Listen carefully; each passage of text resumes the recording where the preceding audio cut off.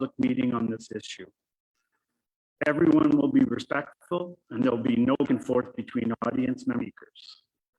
5 minutes, there's a computer right there that will when your time is up. I just want to say this bylaw does not eliminate clear cutting. And I'm sure that people on the other side of this issue won't be happy with it. This understands the values of trees to the environment. So we are committing in the next budget to increase our tree program from $500 to $5,000 in our next budget. We also need to do our part. In a recent letter to the editor, the GFA president has said I'm dismissive to the organization. This council has met 2 times with the Federation. We have gone on tours with local farmers, and we have received phone calls and emails to which we answered. This council has always listened to our farmers. The president made a comment that he represents 254 farmers. We represent almost 11,000 constituents. We need to make decisions based on the greater good, and that's not always easy. I in council will always gladly sit down in the future to discuss issues that are important to all farmers. That will never change. And I hope, Mr. Ferguson, that we can have a regular exchange of ideas. We'd welcome that. So let's get to the meeting. Are there any declarations of pecuniary interest or the general nature thereof? Seeing none, accept the agenda. Deputy Mayor Williams. Thank you, Mr. Mayor. Moved by myself, seconded by Councillor Massey, that the Council of the Township of North Glengarry accepts the agenda of the special meeting of Council on Wednesday, September the 15th, 2021. Any questions on the agenda? Seeing none, all those in favor? Motion is carried. Moving on to 6A, which is the clear cutting bylaw. So I'd like to call the list of speakers. The first person to speak is Duncan Ferguson. Welcome.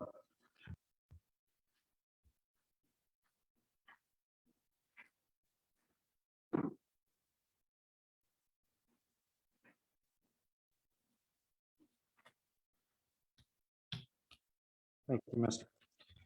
On behalf of the Glengarry Federation of Agriculture and our 206 farm families and business members, I would like to thank you for this opportunity to once again comment on this important law. As you know, the majority of farmers in North Glengarry strive to be responsible land tenants in good names. We acknowledge the unfortunate circumstances that have led to the consideration bylaw, but reiterate that the problem faced is with the few and not. To be clear, the Glengarry Federation of Agriculture's position has also been to find solutions for them to regulate and to say this state is not worse the bylaw to speak to the points that if can move forward with them still need to be addressed. Into this bylaw and this from the beginning, our goal as an organization has been to find practical solutions that address the concerns of the neighboring properties while respecting the rights of landowners of where to develop their land.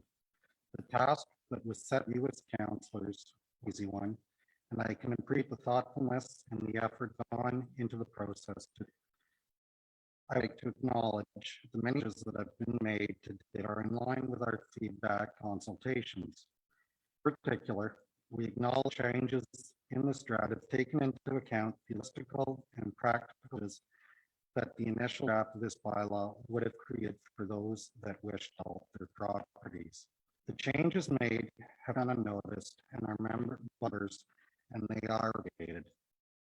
Much of the progress made on this file, we would highlight a couple of outstandings that remain a fuller concern to our members. Well, we are appreciative the term nuisance has been added to restrict the application of law to the developments that pose serious risk to neighboring property owners.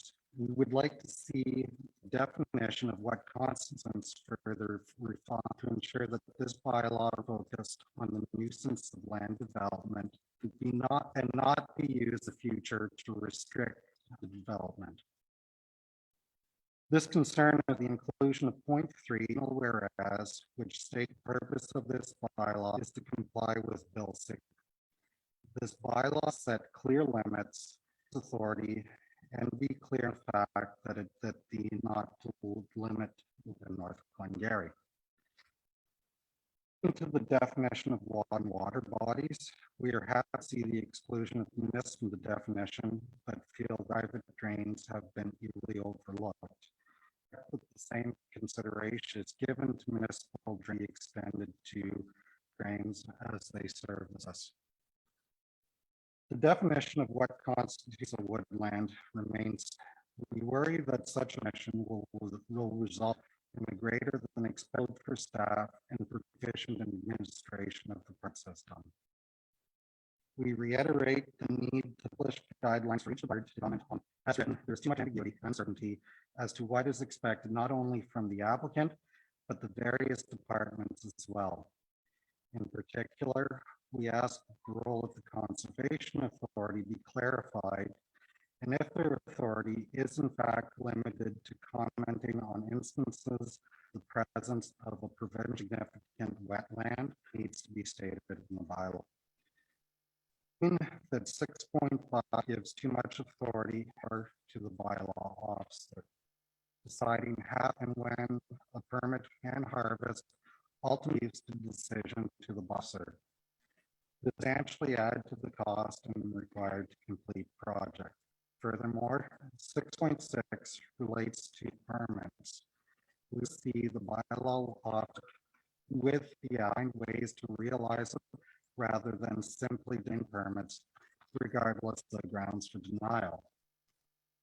This point is of particular importance to us as there's still lack of an appeals process against who feel that permits have been unjustly denied. We also that while permit applicants to identify of many features leading to development activity step in the right direction, a realistic way forward, we wish it to be clear the flexibility and adaptability needs to be in the system. If a better way to complete it is identified, part of the development process, submitted permit should not be a barrier to making niches. We note in closing, reevaluate the bylaw in the municipality. Restrictions not only run counter to the intent of the law, but also exasperate some of the more prevalent concern by neighboring. As we in previous submissions, burning on a level scale is simply not full for many months winter due to accessibility issues. As you will no doubt, when agriculture are once again permitted this fall, the heavy will trap and prevent dissipation of smoke through many of our regions. Finally, the concentration of burning operations of months in the spring will only cause issues and heavier concentration of smoke than having operations conducted in a responsibly staggered manner, which staff could administer lease in an effective manner. We as an organization no joy in taking task on this issue, reiterate that the current satisfaction of our mess issue. Thank you. Thank you. Deputy Mayor Williams, you have a question? It's not a question, a comment. It's okay. I won't require it. It's not it's a comment. I just want to thank you for your comments. They're very thoughtful. I think I took some notes here, and I think to some extent, this is going to be a living document. So we are going to be reviewing it on a regular basis.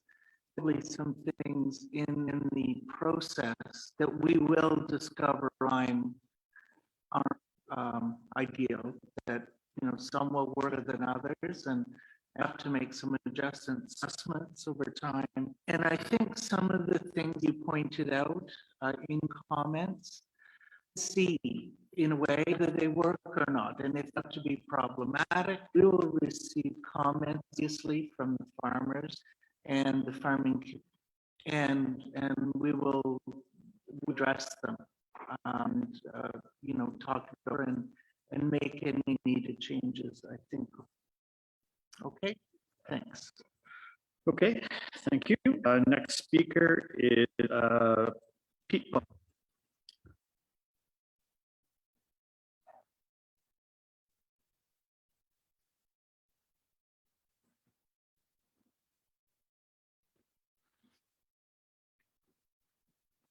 Sarah, can you please just let me, when we're at 5 minutes?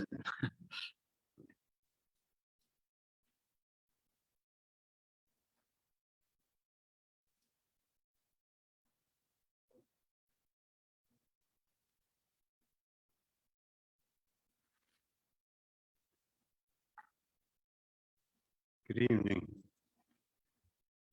I'd like to ask this draft can be improved with a tweak by inserting language to better protect boundaries of public land.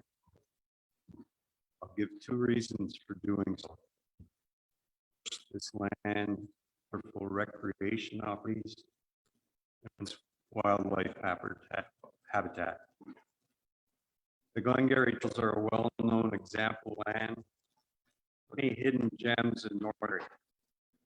New signs are up for the Greenfield Forest and the Howard Mitchell Tract north of Delta.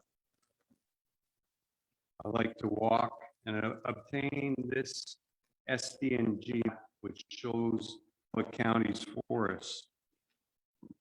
Go, I got a less fancy yet fun maps from the Public Department, illustrate North Glengarry's roads. There's a network of 40-foot wide trails throughout the township. Some are open, some remain unopened. Long-time residents know these roads, use them to access fields, and horseback rides use them. Public land shielded and protected. These along green roads, along wider gravel roads, cut or win and an attractive space for people and life.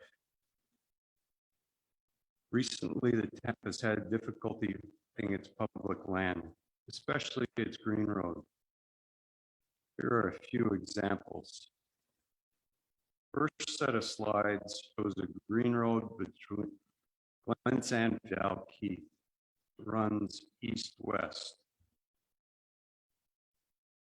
It starts trees, goes to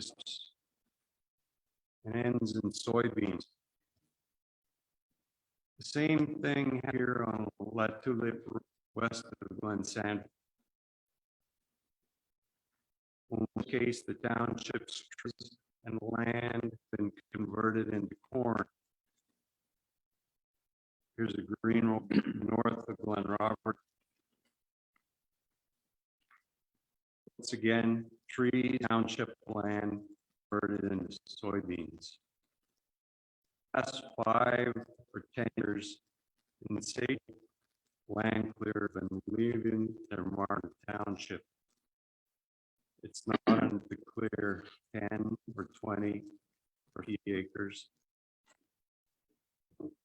Forest on their own, but they also need to take slices of the township's property.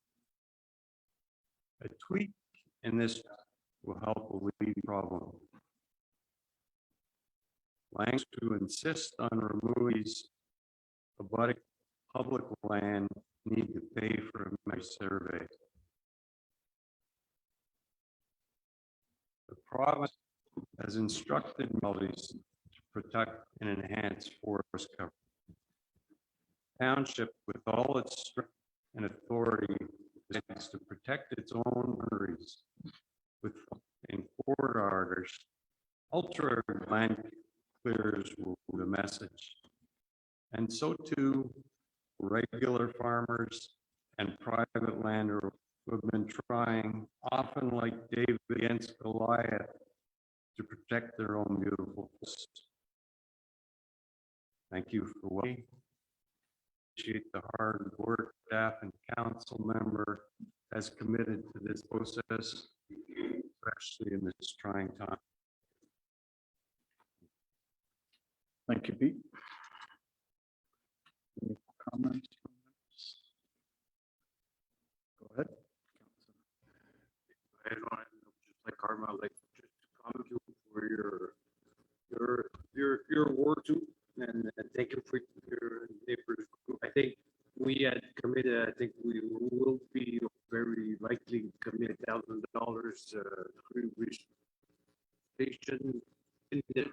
So I think the grid that you've shown us here, we township what? We should reclaim the land and plant those side, those green roads. We could start there, that'd be. I haven't seen that clearly as I saw it tonight. We can start there, plant mature trees, and then next measure. Okay, thank you. Joel or Mark Canal? Welcome. Thank you. I represent our family farm. We have discussed about it, and one of the things we've noticed is this new bot seems to directly affect farm, but not any but home owners, industrial and commercial. When we clear them, we still two crops. We still put soybean and all that. And I know as many other farm are experimenting with to keep soil covered around. Ourselves, we're now percent of our property, which is always covered. And my dad has been on the meeting for the deforestry, and they said 30% of the township has to be covered with trees. We know in Gary, there's a lot, especially in our area. But also percent was never proven for anything. Necessarily a small area, we should have a bigger area, a little further there that cannot be farmed. Yeah, that's, I feel that it should be homeowners should also be considering that a certain amount of the property covered with trees and buildings. Thanks for your comment. Okay, I don't believe Zimmerman here. No. Gordon Butte.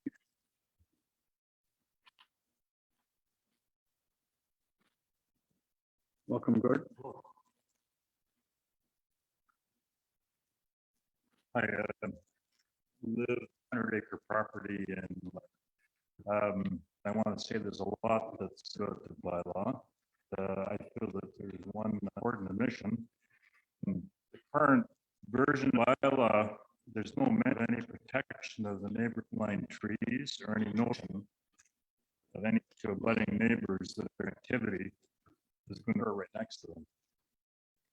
Property lines on large farm properties are generally not defined, especially areas there might be an old fence or a stone path, but these may or may not are true property line. So I want to point out that I also want to point the cutting of border trees without the consent is consistent under the Ontario Forestry Act and is punished large fines or even jailed. So I believe the township has a responsibility to maintain order and protect property rights. Imagine an elderly land living on a rural property. Early one morning, sound of a harvester ripping through the forest somewhere in the back woodlot of the property. He's awfully close to his bush, but he's not sure. He's never met the owner. He has heard that he lives county. He's not really a neighbor. The fellow hurries back to where the turn through to realizing the trees and what he always the property. And sure, where exactly is it? He fails to get the attention of the gentleman needs help, so he quickly home to call someone who can help. Call is always when she comes on the one says that she'll call the wild enforcement officer. Something to be done. Meanwhile, they keep falling, and the elderly fellow waits for a call back, stressed out of his mind, wondering how to. So they were a heck of a mess. But he could have prevented with a few more clauses in the bylaw. So it's an easy stance to take that it's not the township's problem if neighbors have a property line conflict.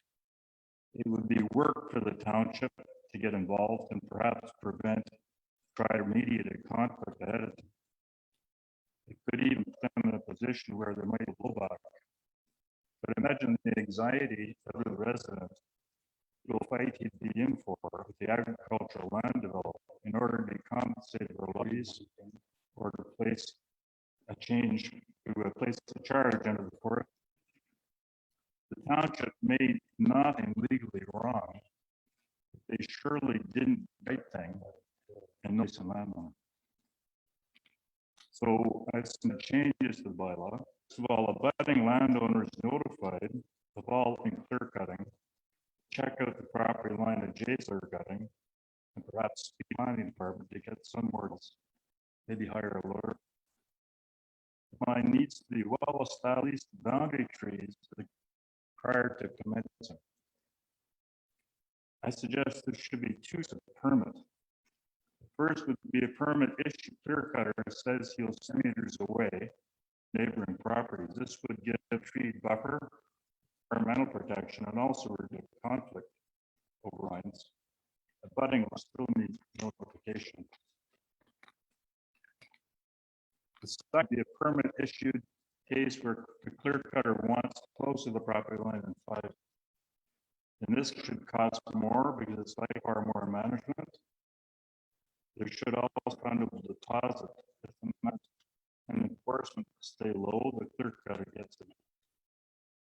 The only way the permit to cut property line will be issued is if either the clear cutter has already performed by that trees, the abutting landowner signed a release, they understand where the clear cutting is and they accept it. This could be done without a site visiting neighbors, any extra cost to the clear cutter. Done with walk along the clear cutter and mark boundary trees to be safe. The town should work to facilitate the neighborhood, either by action or at a distant forms and whatnot. So don't make the resident go out and his property lines against the tree harvest. Township have a lot more weight and shouldn't weigh with some additional strongs in the file of the resident's property. Questions? Board, any questions from comments? That's great. Thank you for your support. Appreciate it. Okay, Mario Roy. Mr. Roy. Thank you for the opportunity. I took some notes to documents and I'm down slowly. Starting with intent is better stated in 3.1, I think, than in this paragraph, the first paragraph of the intent. It could be cleared or made more precise if after the word more, to be harvested or to be clear cut in 1 calendar year was added.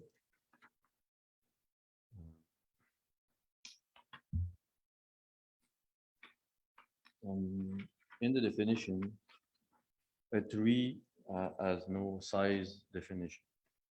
Just noted that any shrub of any size, basically, as long as there's a section with no branches, is a tree.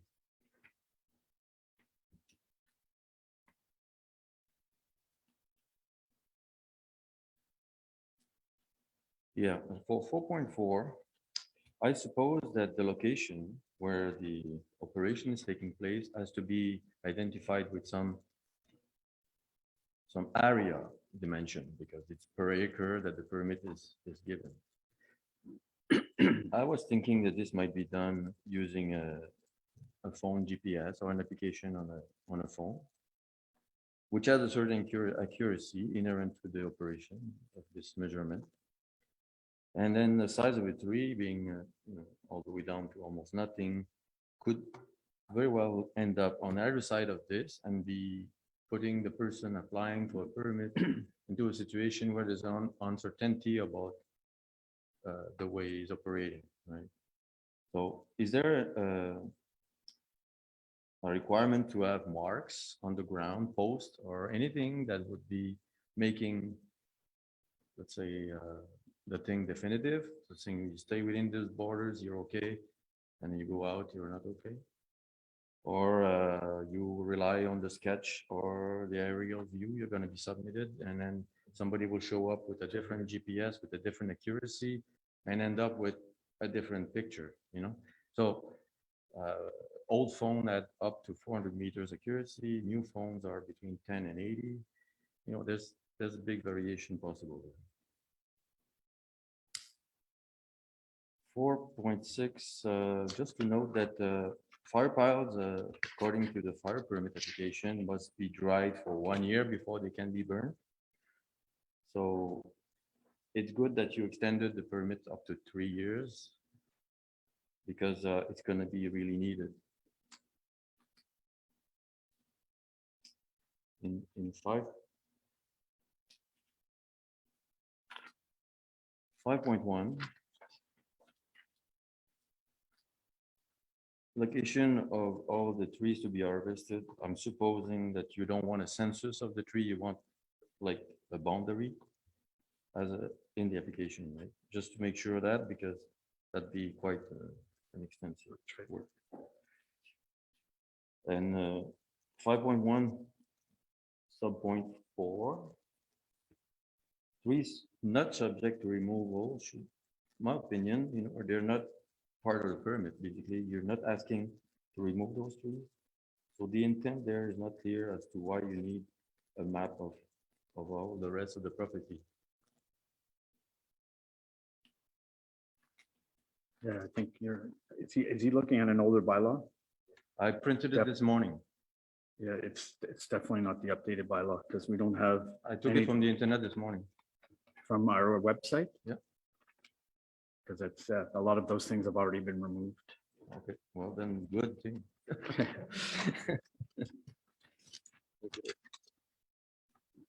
In 6.3, it seems to imply that rock and stone might have to be removed from property. I'm not too sure of the regulations, but I think if you remove soil, sand, rock, or stone from a property, you need some kind of a quarry permit. You cannot go and just all dirt and anything off your property just like that. So something to be verified at least. 6.4. Because your first permit extends for 3 years and you have to wait 1 year for the pile to dry to be able to process them. That's been taken out. Which one are you looking at? 6.4.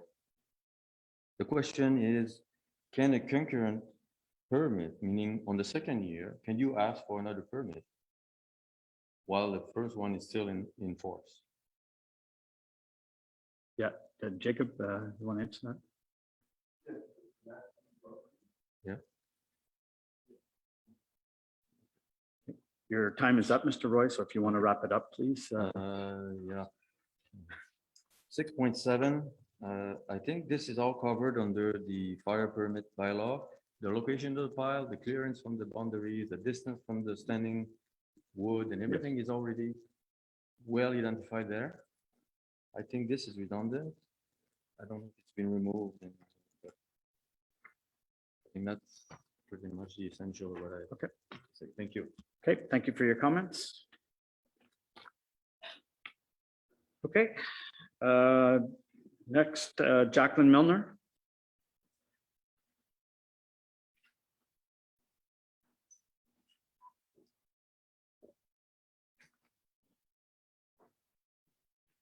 Hello, good evening. Good evening. Thank you for making this venue available for the public, all the counselors here and the staff. So I would ask us to consider just some common sense and morality. There is a cruel truth behind every new clear-cut field and every new housing development, that the land was already the home to many thousands of other living beings, and now they are mostly dead. Those thousands of my wild neighbors who are frogs, salamanders, birds, and turtles have no one to speak for them. So today, let me speak for them. With reference to number 5, in that council has determined that it is desirable to enact this bylaw for the purposes of complying with best management practices for farming from the Ministry of Agriculture, Food and Rural Affairs. I humbly request that council revisit the required vegetated tree buffer zone along water courses, including municipal drains, be revisited. This is not just only for our wildlife, this is also for our water quality. Reference 4.3, a person through their own actions or through any other person shall not harvest trees within 15 meters of a water course or a provincially significant wetland unless approval to do so is granted. I understand a 15-meter buffer has been upgraded from the initial draft. These new suggestions offer moderate protection from runoff, sediment, and contaminants, offer more aquatic habitat protection than the 5 meters in the original draft, and good corridor width for some fur bearers and predators and habitat for edge bird species and some amphibians and reptiles.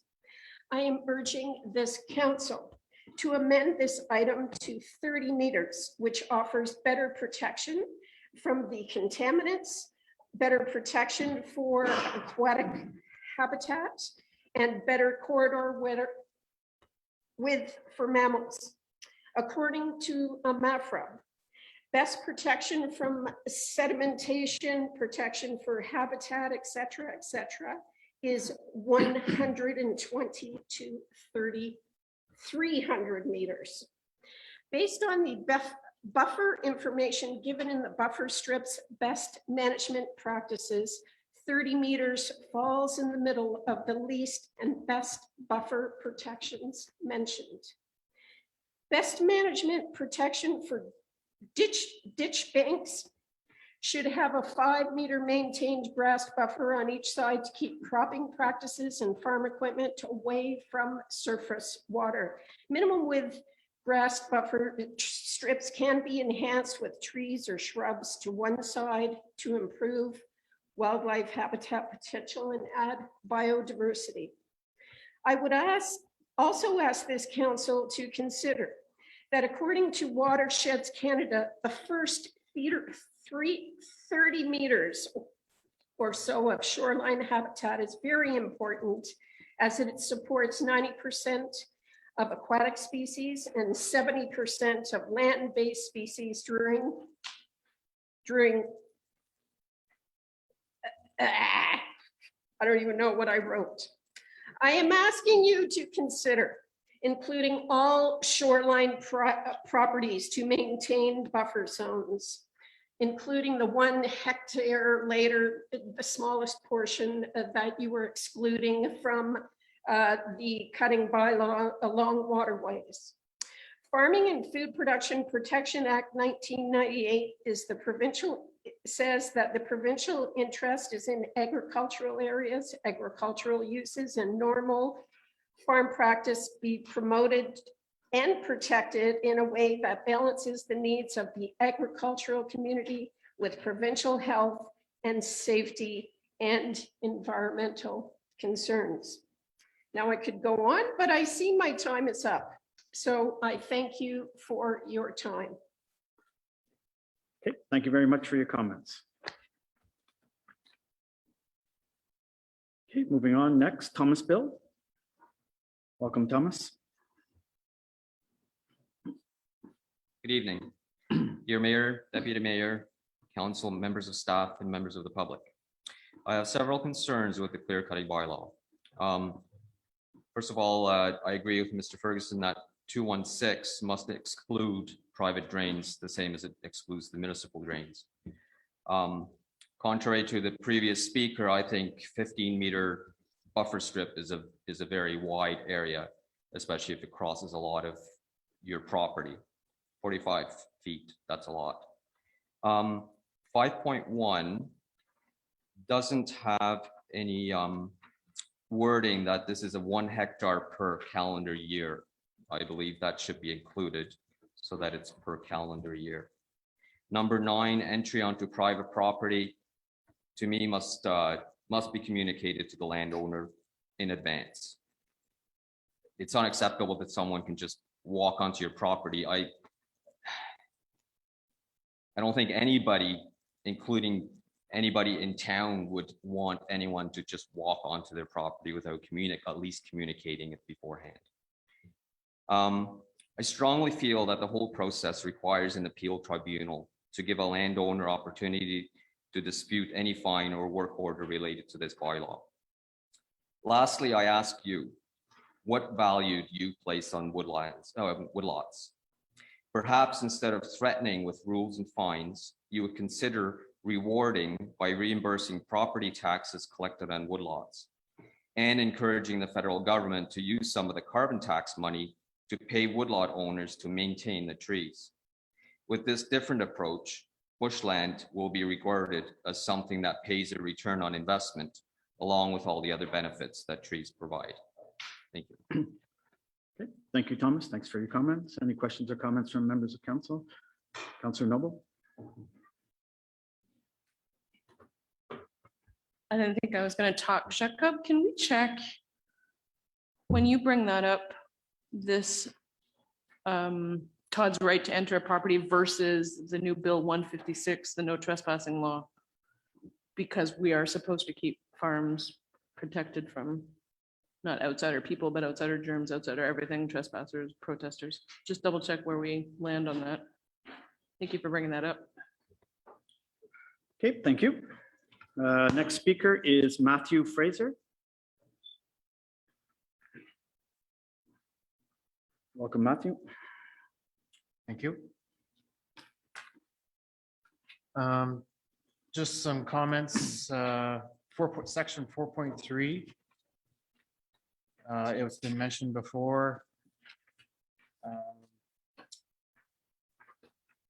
Talking about a water course, whether it's a creek, we feel the same thing should apply to municipal drain, and that a private ditch shouldn't be included in this buffer strip. Section 4.6. Talking about removal of piles of stone. We would like to add that another possibility would be to use stones as fill or possibly buried. As an example, if you had a low spot where water always collected, what can be done is you can dig it out, dig all the dirt out, fill it in full of stones, and then put the dirt back on top, and now it's level. 4.6 does allow for that. It does? Yeah, it says, or relocated to the location as indicated on the application sketch. So you can relocate it somewhere on the property. Okay. Last section is section 6.3. Just the wording, it says removal of wood. We just like to add burning of wood as well. For our business, our farm operation, we clear land because it allows us to make our fields bigger and square, meaning that if we can have long straight runs, we become more efficient in what we do. We have no intention on our business to clear every single acre of bush we own. That is not our intent. Our intent is to be more efficient at growing crops. And it allows us, there's a huge difference with a big field versus 5 little fields. We pay property tax on farmland and bushland. Land clearing is a normal farm practice.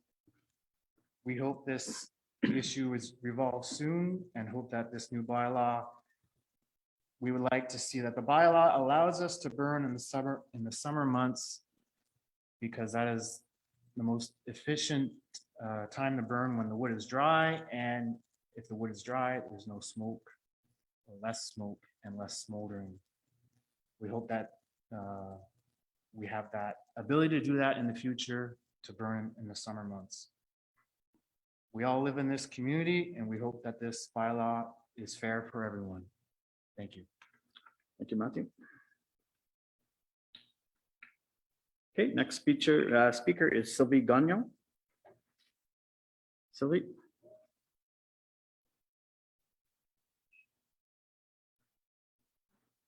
Thank you very much for this opportunity.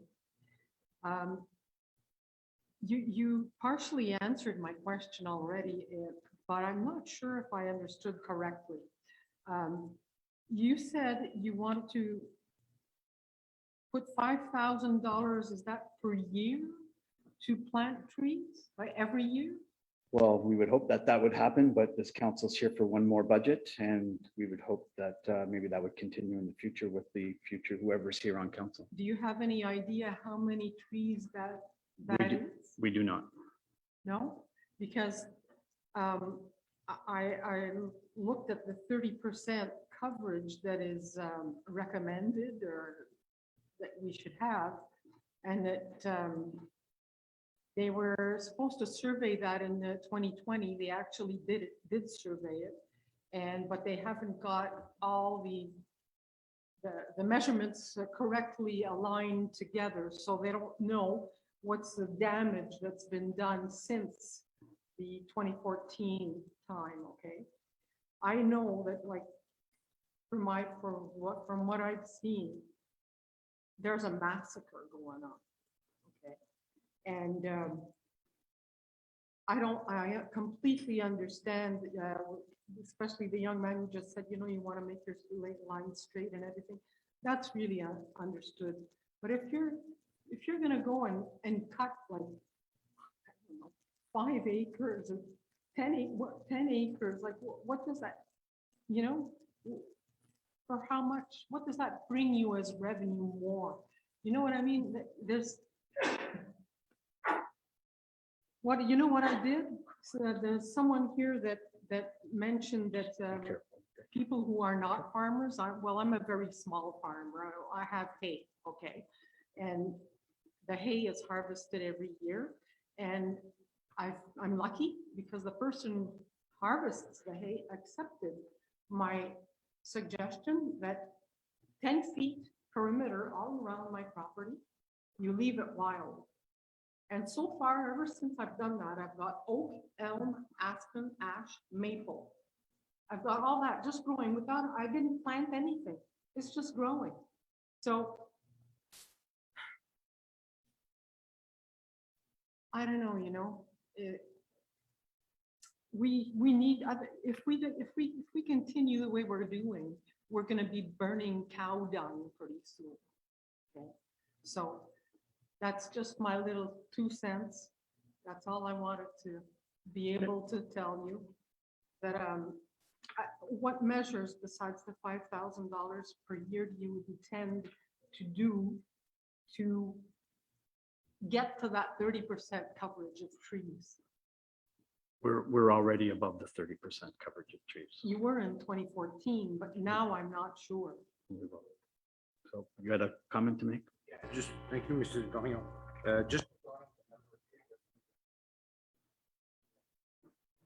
Just regarding the number of trees we can get with 5,000 bucks, I would just mention it to council Monday.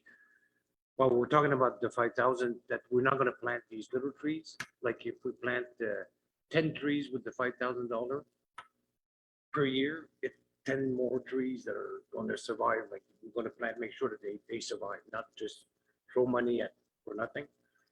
And this council's always been proactive and very environmentally concerned. So that's why they're committing $5,000. It's a lot, plus the 10% of the clear cutting fees that's going to go in that pot also. So it might end up at the end of the year 10,000.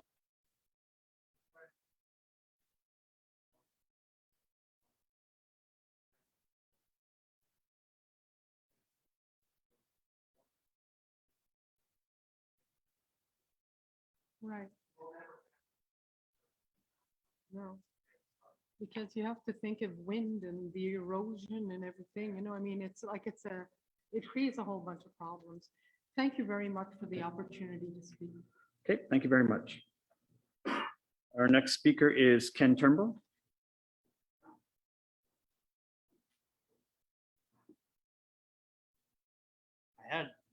nice speech going, but he kind of stole my thunder. So I have to agree with him. I own 135 acres, 90% of it is bush. I'd like to keep it that way. I employ clear cutters to supply my wood for the winter. So we need some of them to.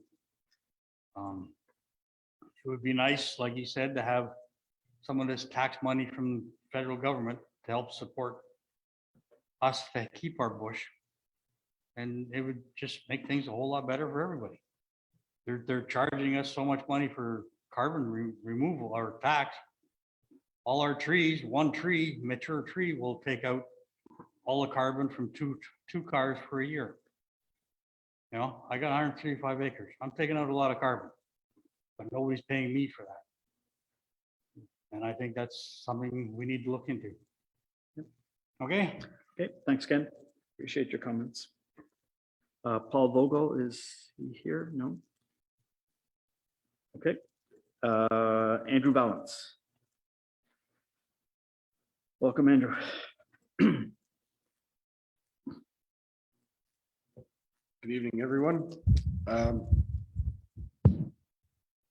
guess for tonight, I was actually, every time I went to write something for tonight, I'd stop and I'd erase it.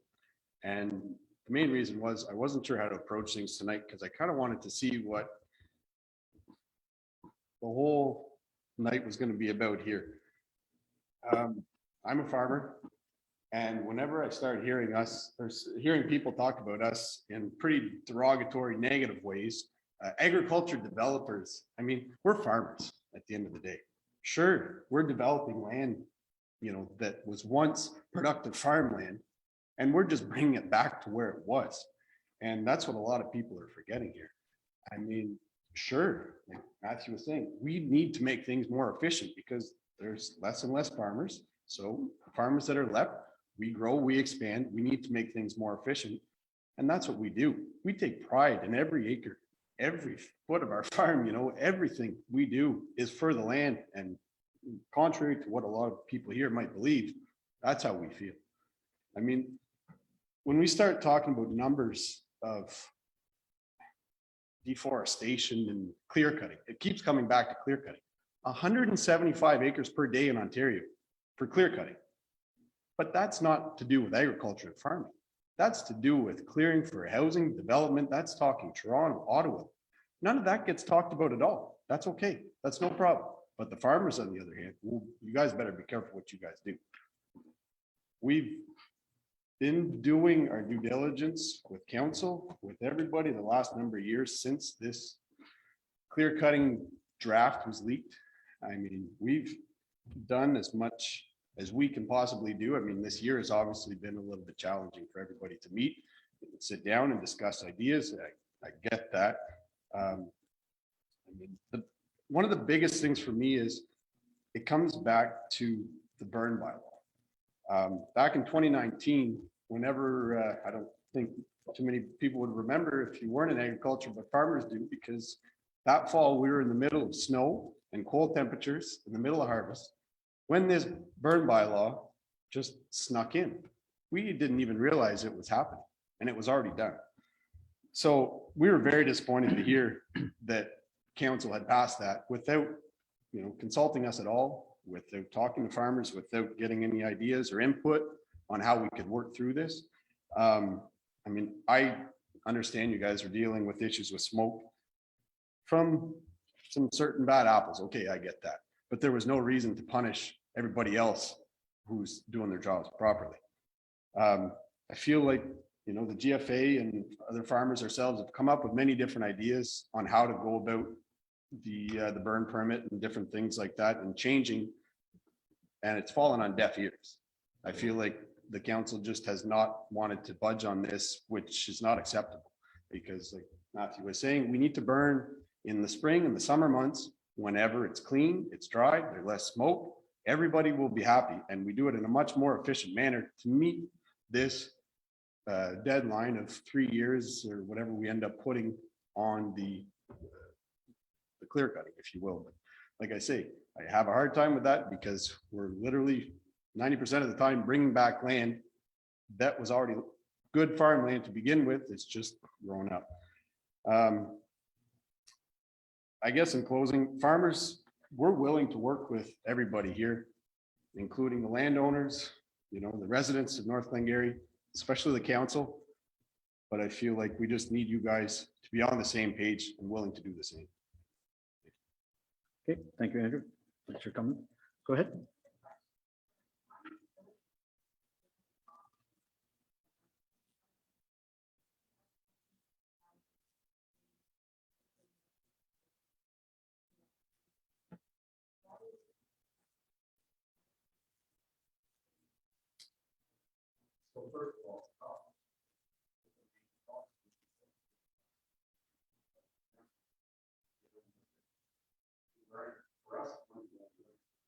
There's other ways of grinding the things that affect very possible.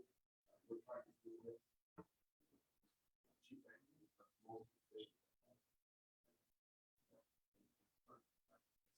Do that at the right time of year. Do that, it's clean, it's dry, whatever. Shouldn't do it, not in November, not in December, not in the middle of the winter. It's cold and rain and snow happens, smolder, that's going to be more smoke. But it takes twice as long, and you have to. You still have to get the work done. And like I said,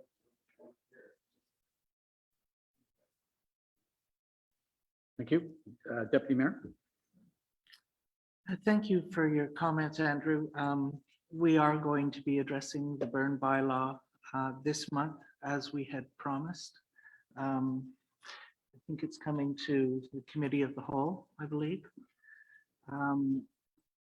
We are and have been very open to conversations and input from the agricultural community.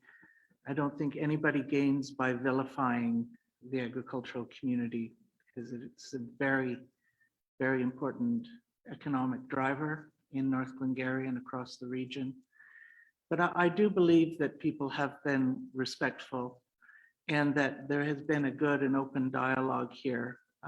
We have taken a great deal of the comments from the GFA in particular, and we have embedded those in this document. So we feel that we Excuse have. me, can you guys just at the back, please? Thanks. Go ahead, Deputy Mayor.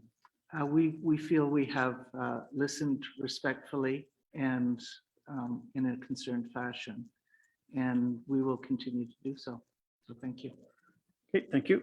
So we'll move on to the next speaker, Mark Bourdon. Welcome, Mr. Bourdon.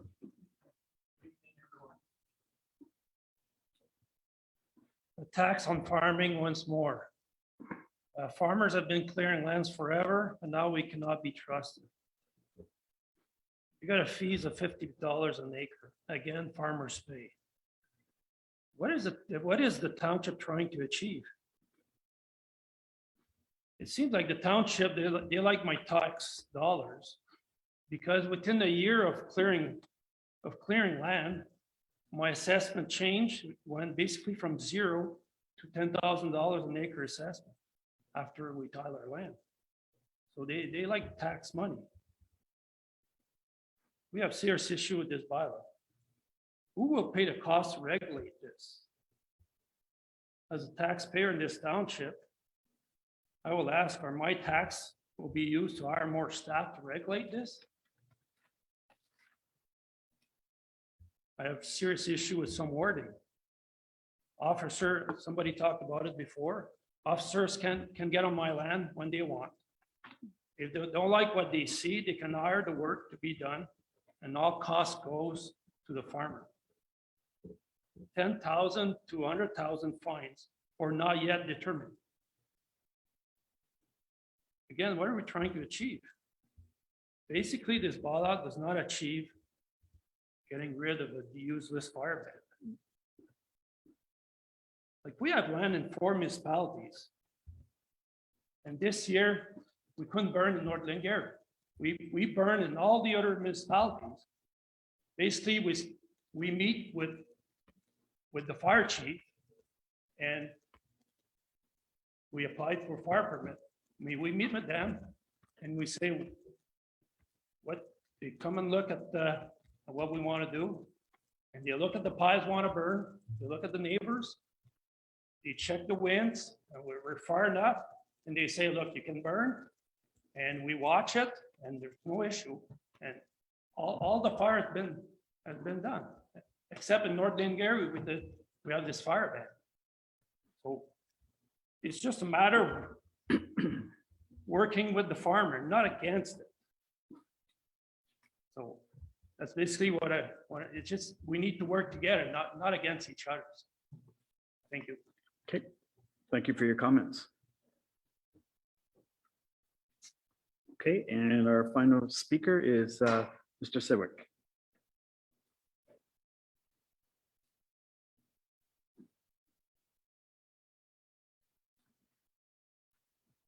Thank you, Mr. Mayor and Council. My wife and I live on a farm in the suburbs of metropolitan Greenfield. Those who know where Greenfield is, we're aware of it.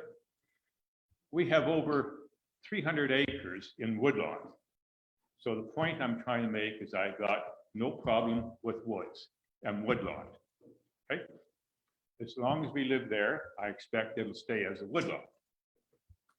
The problem is not with the farmers, it's with the non-farmers. When we moved there 50 years ago, I would go down the road west of Greenfield, and there would be fields there, pasture fields, hay fields. Some of those fields actually, I took hay off myself when I was farming and had a herd of cattle. Today, those fields are no longer in agricultural production. The reason? Simple. Non-farmers have purchased it and they planted trees. They have taken that agricultural land, which was being used for pasture and for hay, they've taken it out of agricultural production. So what I'm saying, the farmer is not the problem. It's the non-farmer.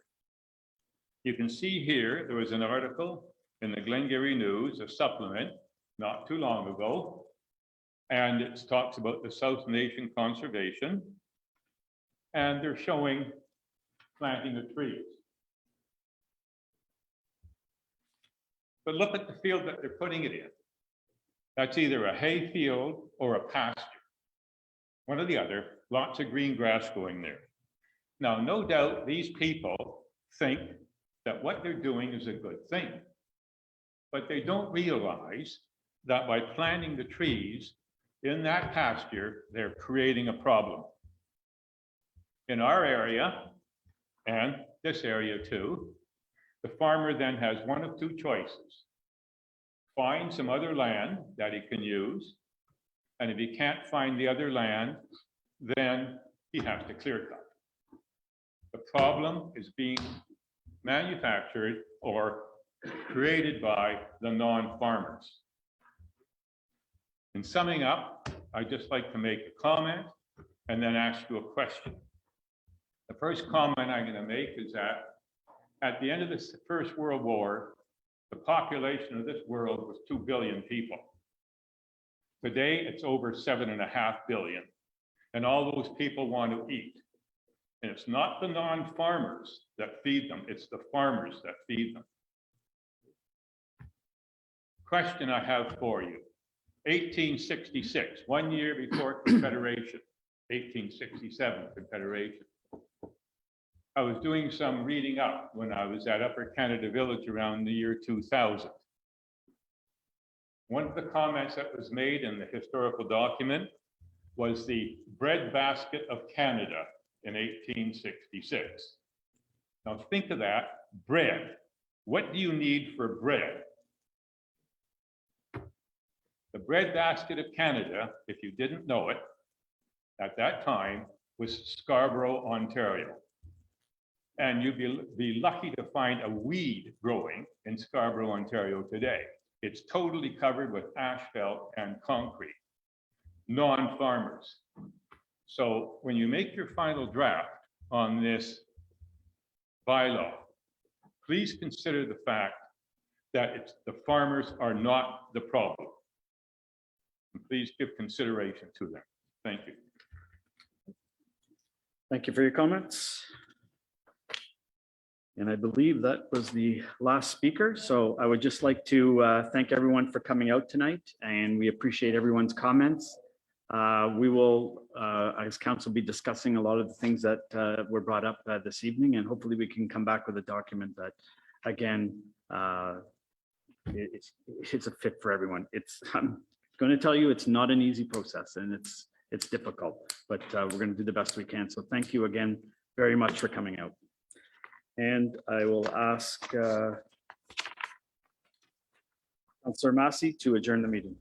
Thank you, Mr. Mayor. Moved by myself, seconded by Councillor Noble. There will be no further business to discuss. The meeting was adjourned at 8:03.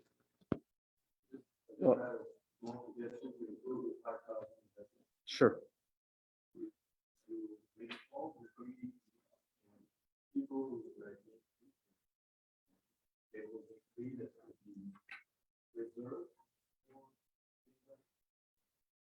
Okay.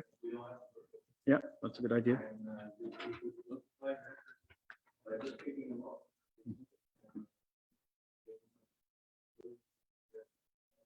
Okay, thank you.